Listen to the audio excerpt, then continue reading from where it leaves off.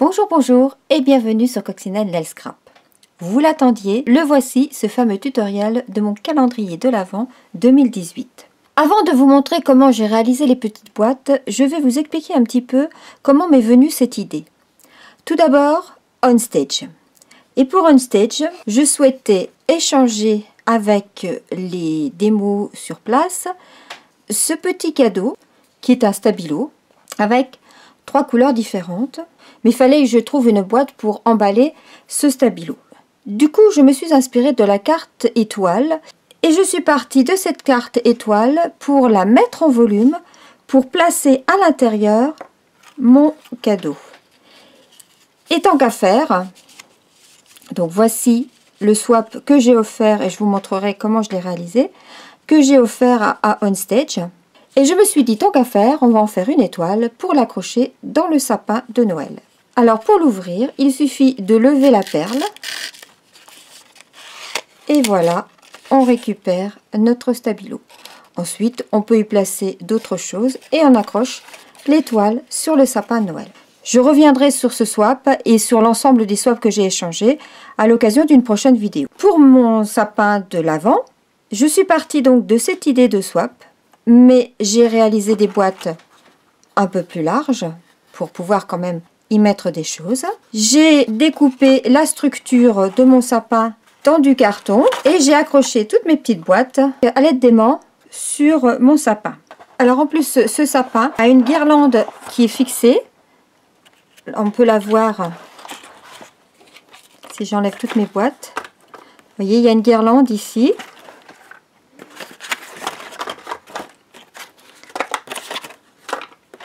Que je vais d'ailleurs enlever parce que je vais récupérer cette partie pour vous montrer comment j'ai fait. Enfin, j'ai simplement collé le papier, mais on va le faire ensemble sur cette partie-là que j'ai laissée volontairement à nu pour que vous en sachiez un peu plus.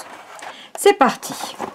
Avant de démarrer, je fais durer le plaisir, mais je tiens à vous remercier toutes et tous parce que vous avez été très nombreux à me mettre des commentaires ou à liker mon projet.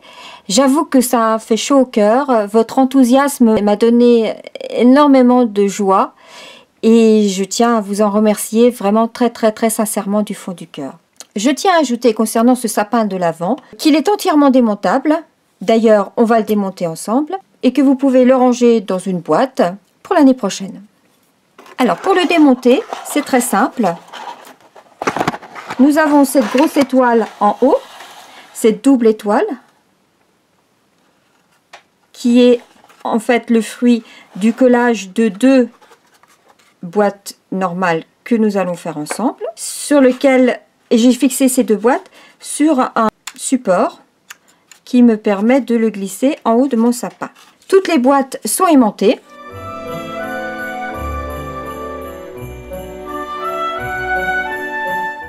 Je vous montrais donc tout à l'heure la guirlande que j'ai achetée chez Aldi ou chez Lidl, je ne sais plus, et que j'ai fixée à l'aide de trous que j'ai perforés à l'intérieur de mon support.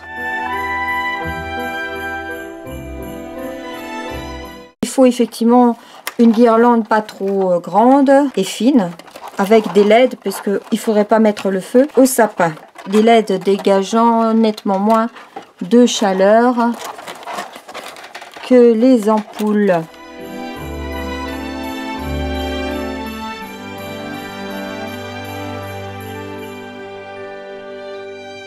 Donc voici le sapin en pièces détachées. Nous avons ici toutes les boîtes. Nous avons ici 2 morceaux de carton que j'ai recouvert de papier. Actuellement, il y a au catalogue automne-hiver de Stampin' Up un papier qui est parfait pour ce sapin, qui est le papier de la série Design Parure de Lumière. Et vous voyez, on a à l'intérieur du lot 4 feuilles de papier, comme celui-ci, ou celui-là, parce que vous remarquerez qu'il n'est pas tout à fait le même, mais honnêtement, c'est pas choquant du tout. J'ai utilisé 2 cartons assez épais, on peut utiliser aussi du carton de calendrier. Là, c'est en l'occurrence le carton du papier, lorsqu'on commande du papier à paillettes par exemple chez Stampin' Up, les grandes feuilles, elles sont en sandwich dans du carton épais. Il m'a fallu 3 plaques de carton. Vous retrouverez sur mon blog les dimensions de coupe, puisqu'ici, vous voyez, j'ai pas coupé exactement en pointe pour laisser une partie un peu large pour pouvoir fixer l'étoile du haut. Et puis donc j'ai fait à l'intérieur une fente en bas ici et une fente en haut ici, afin de pouvoir les imbriquer l'une dans l'autre et que mon sapin tienne en volume. J'ai également, avant de coller mon papier, vous pouvez le voir ici, peint au pinceau et avec la peinture chatoyante, qui est également au catalogue automne-hiver, l'ensemble des tranches du carton, pour que ça nous donne une tranche irisée. J'ai perforé avec ma crocodile des trous, donc en haut pour ici, en bas pour là, et 2 trous en haut ici, et 2 trous en haut là. Pas trop haut, hein, il faut laisser un petit débord parce que on a le pied de l'étoile 25 qui va venir au-dessus, donc il ne faut pas que ça vienne recouvrir nos trous. Et avant de coller les papiers, j'ai bien évidemment, vous voyez ici, fixé des rondelles métalliques afin que mes boîtes puissent s'aimanter. Sur chacune des boîtes, j'ai donc placé à l'arrière un aimant que j'ai recouvert d'un papier plus fin, genre papier pour faire de l'origami. Mais je tenais absolument à recouvrir parce que les calendriers de l'Avent, ça s'adresse bien souvent à des enfants. Et je ne voulais pas qu'ils puissent avaler l'aimant qui se détacherait, etc. Là, au moins, l'aimant est sécurisé. Donc ça, c'est un point important que je voulais souligner. Pour le mécanisme de la guirlande, c'est une guirlande comme ceci. Je vous montre la boîte que j'ai achetée, qui se présente en plusieurs branches qui partent toutes d'un centre. Et voilà. J'ai pris à nouveau un carton. Donc il nous faut 3 plaques de carton que j'ai découpé en cercle, que j'ai recouvert avec du papier pailleté. Et j'ai collé ce carton sur une boîte que j'ai réalisée, une boîte toute simple, assez large pour que mon sapin ait une bonne assise et qui permet également donc d'y ranger le mécanisme. Cette boîte, voilà, le couvercle est accroché sur la plaque du sapin, ce qui permet donc de fermer la boîte, de l'ouvrir quand on veut. Et ça me permet donc d'ouvrir et de pouvoir glisser mon doigt pour allumer la guirlande. Alors il y a différentes intensités. Lorsqu'on veut ranger le sapin pour l'année prochaine, eh bien on peut très bien laisser la partie comme ceci entière. On démonte les plaques, on démonte les boîtes, on range le tout dans une grosse boîte et on attend l'année prochaine. J'espère que j'ai été claire déjà pour l'essentiel de la structure. Pour finir sur la structure, j'ai donc pris une feuille entière 30-30 pour venir la coller. Avant, je vais déjà placer mes aimants. Je m'arrange pour placer les aimants en quinconce par rapport à ceux de droite pour ne pas me retrouver avec des boîtes qui se chevauchent de trop. Ma feuille, vous remarquerez, elle est un tout petit peu plus courte que le carton. C'est normal parce que le carton normalement est fait pour protéger les feuilles. Donc évidemment il est un petit peu plus grand. Alors je la positionne bien en bas, je l'aligne. Par contre, je laisse ce débord là. C'est pas très grave dans la mesure où je vais avoir mon étoile 25 qui va venir dessus et donc qui cachera cette imperfection. Je pense que j'ai tout dit. Je vais donc coller cette partie et ensuite je vous montre comment on fait une boîte. Donc avant tout, je place avec du double face mes rondelles métalliques.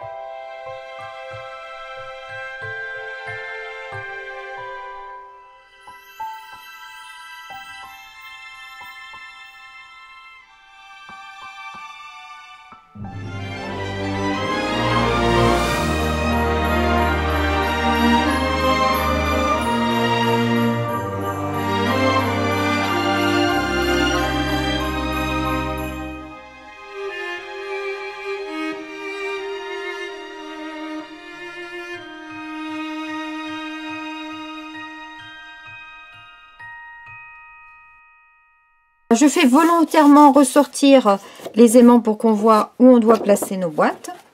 Et avec mon cutter, je vais donc découper le long du sapin.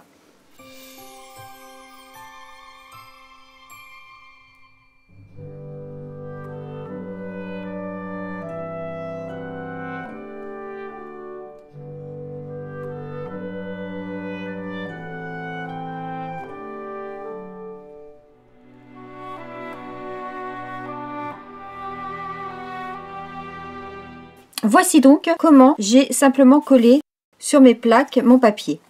Alors évidemment, les trous, je les ai faits après avoir collé le papier. Là, en l'occurrence, les trous n'apparaissent plus. Donc on va les refaire ensemble.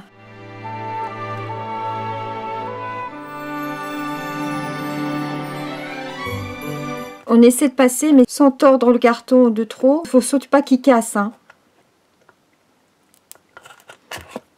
C'est mieux de le faire en une seule fois, pour éviter toute catastrophe.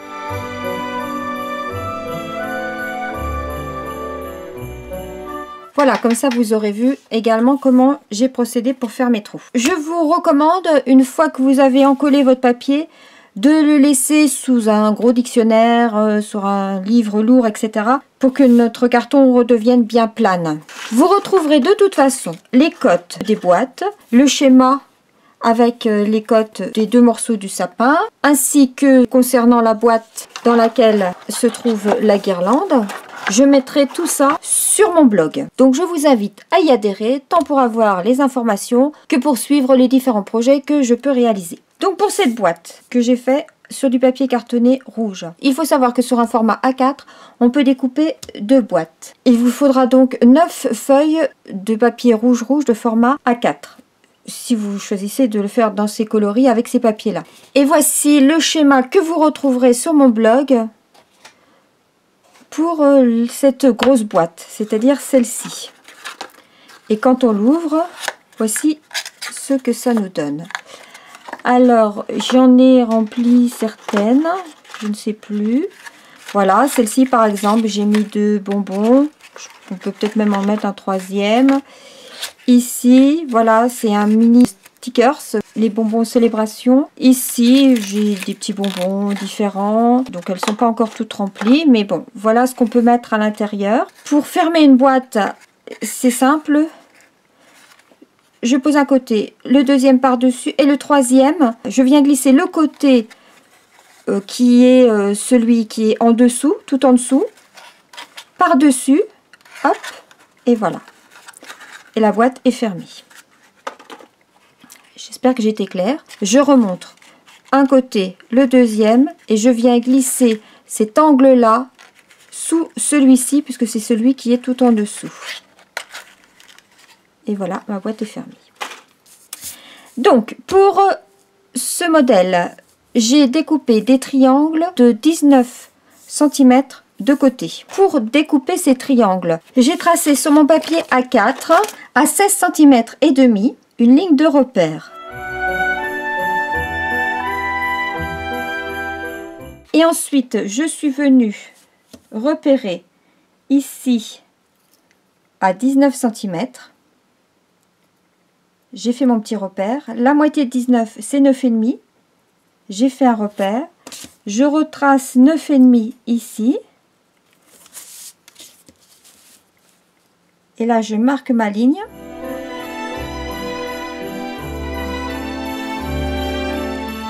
Et ensuite, je viens tracer depuis ce repère qui est à 19 jusqu'à l'intersection ici. Je trace ou je coupe indirectement. Vous pouvez directement, plutôt que de tracer au crayon, couper votre triangle. Pareil, jusqu'à l'intersection depuis l'angle du papier. Et puis pour le deuxième, puisqu'on en fait 2 par page, je marque ici mes 19. Et cette fois, je viens tracer ma diagonale ici. Voilà. Et là, j'ai mes 2 triangles. Une fois que nous avons notre triangle, nous allons tracer par rapport à une des bases du triangle à 7 cm. Vous tracez également à 9,5 cm et à 11,9. Et là, vous marquez votre papier. On prend l'outil de marquage et on trace des lignes de pliage. Et on fait la même chose sur les 3 côtés.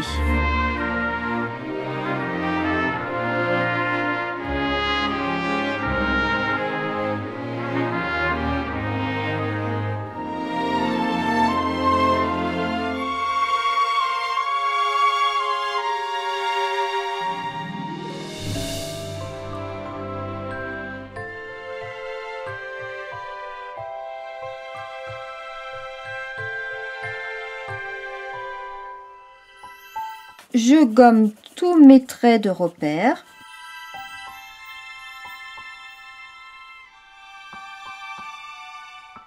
Et je plie toutes mes lignes.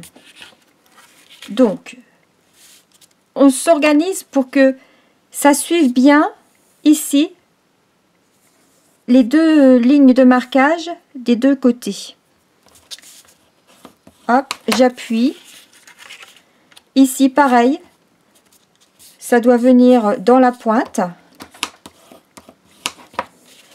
Donc 2 fois en pli vallée et 1 fois en pli montagne. Là, on n'a pas vraiment de repère pour le pli montagne, mais c'est moins important. Là, pareil, donc je réajuste éventuellement pour que mon pliage s'intègre parfaitement dans les 2 lignes.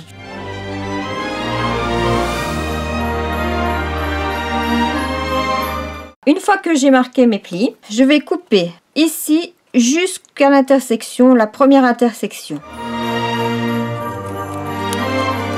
Je coupe également ici.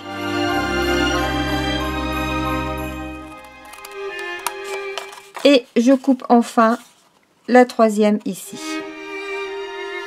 Ça, ce sont les onglets de ma boîte qui ne sont pas sur mon swap. Donc il a fallu que je refasse tous des calculs.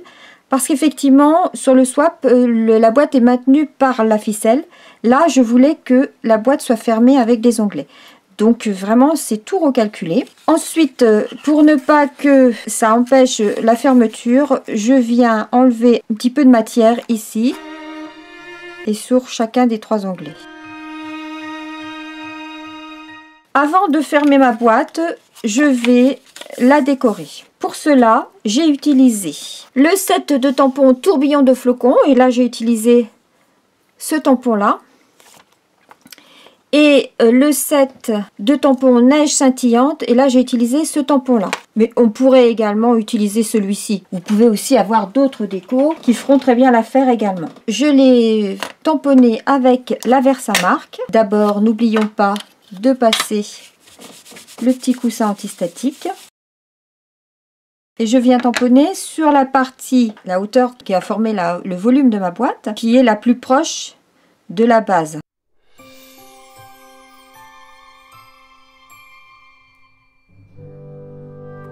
Et je viens saupoudrer avec ma poudre blanche.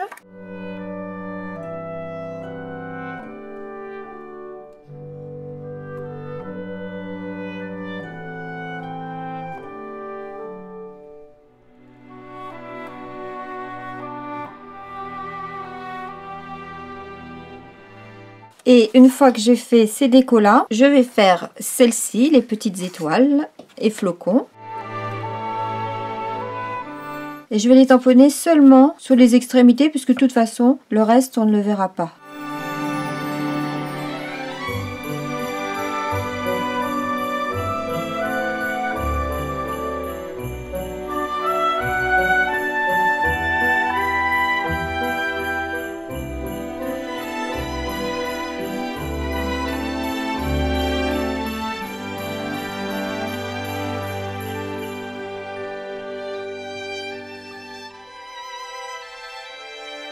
Je viens coller les petits triangles de papier pailleté que j'ai découpés préalablement.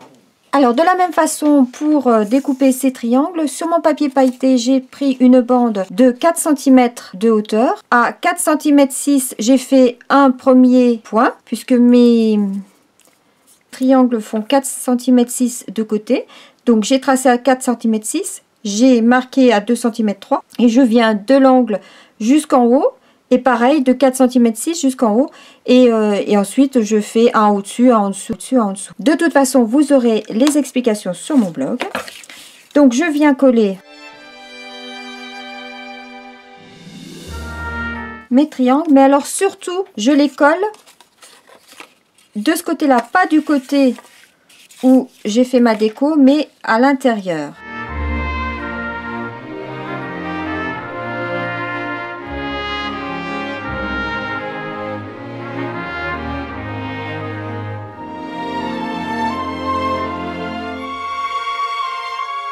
Ensuite, je n'ai plus qu'à coller les 3 onglets pour mettre ma boîte en volume. Pour les petites boîtes, c'est exactement le même principe, sauf que les cotes sont différentes. Vous retrouverez ces cotes sur mon blog, évidemment.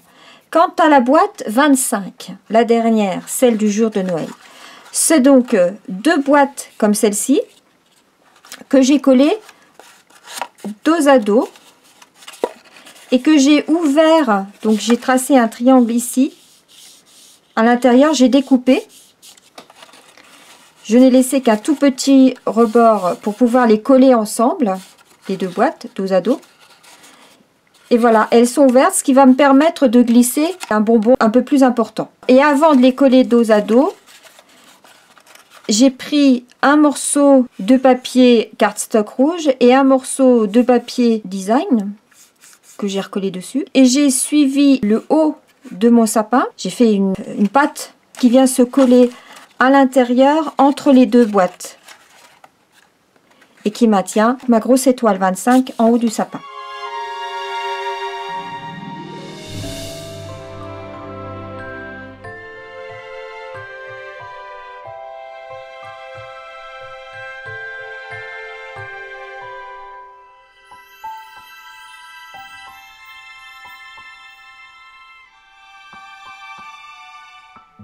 Et voilà, ma boîte est en volume.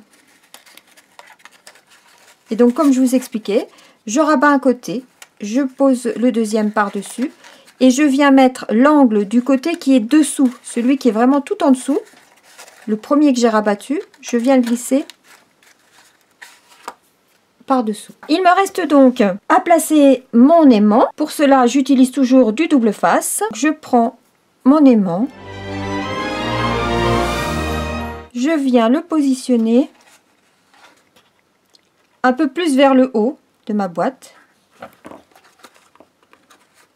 Et je viens recoller par-dessus un triangle rouge, donc dans du papier plus fin, beaucoup plus fin. Je vous dis genre papier d'origami. C'est surtout par mesure de sécurité. Il serait quand même dommage que nos petits bouts avalent un aimant par mégarde.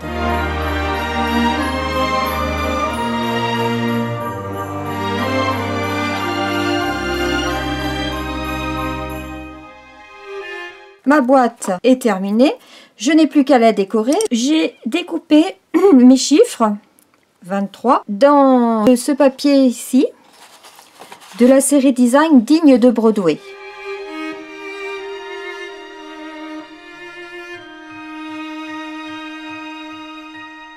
Cette petite pointe, elle me dérange. Je la découpe.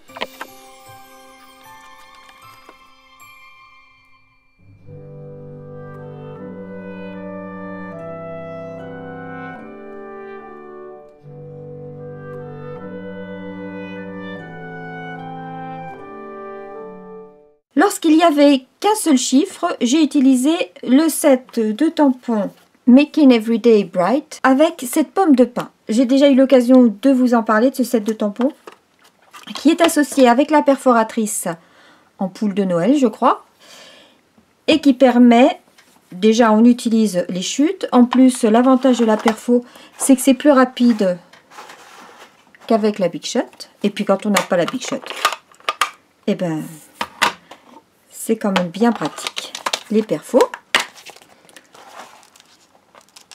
Donc je prends ma pomme de pin. Et ce que j'aime bien dans ce set de tampons, c'est le petit pingouin, la boule de Noël, la pomme de pin, ici des ampoules avec des petits dessins rigolos. Là pour Halloween, ici pour Pâques, c'est vraiment génial. Et la plume aussi. J'encre avec mon encre Douce Suède.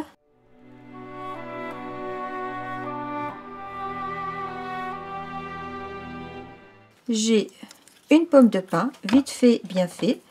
Je vais arrondir juste un peu le haut pour ne pas qu'il y ait le culot de l'ampoule. Et j'ai découpé dans ce set de tampons que j'ai également eu l'occasion de vous présenter. J'adore ce set de tampons avec son hibou. Et il y a à l'intérieur 4 petites branches de pin. Et l'avantage, c'est qu'on en découpe 4 en un seul passage. Elles sont pile poil pour la taille. Et en plus, on en découpe 4 en un seul passage. Donc, que du bonheur. Je viens donc coller mes petites branches.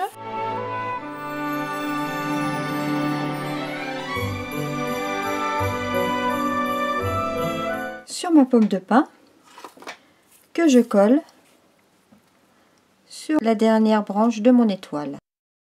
Et voilà, ma boîte est terminée. Pour les boîtes où il n'y avait qu'un seul chiffre, j'ai choisi un set de tampons où il y avait plusieurs découpes en même temps. Donc là, en l'occurrence, c'est Reine Fringant. Et vous voyez, j'ai 7 petites fleurs. Donc en un seul passage, je découpe. Alors il y a les fleurs qui sont ciselées. Et puis il y a des fleurs pleines. Là, j'ai placé une fleur pleine à l'intérieur. Dessous la fleur ciselée rouge, donc pour inverser par rapport au-delà. Mais en fait, on multiplie pas les passages puisqu'on a plusieurs découpes. D'ailleurs, avec ce set de tampons, j'ai réalisé cette petite carte. Mais j'en réaliserai certainement d'autres. Je vous montrerai le tuto si ça vous intéresse. Ici, j'ai également utilisé une petite branche de houx.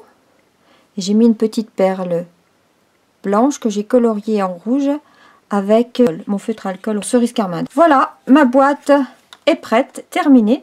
Je n'ai plus qu'à la raccrocher sur mon sapin. Pour ce qui concerne ces découpes ici, et je vais rajouter également joyeuse fête pour qu'il y en ait de chaque côté, enfin à l'intérieur de chacun des 4 côtés de mon sapin. J'ai utilisé donc les découpes. Vous avez joyeuse fête et vous avez joyeux Noël, et puis vous avez 2 étiquettes. Je pense que ça c'est un indispensable et il s'appelle Joyeux Noël, Poinçon Joyeux Noël. C'est également au catalogue automne-hiver.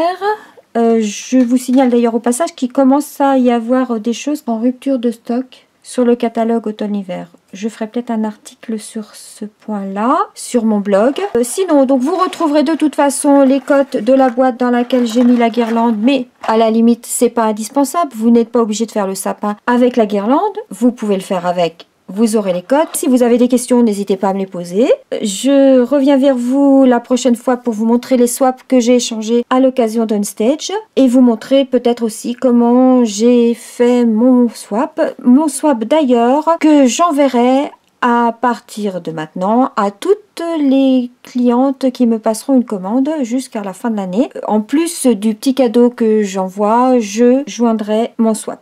J'espère que je vous ai tout dit. Je vous remercie encore du fond du cœur pour votre enthousiasme, votre bienveillance, vos messages adorables qui me font chaud au cœur. J'adore, j'adore, j'adore. Merci beaucoup. À bientôt. Au revoir.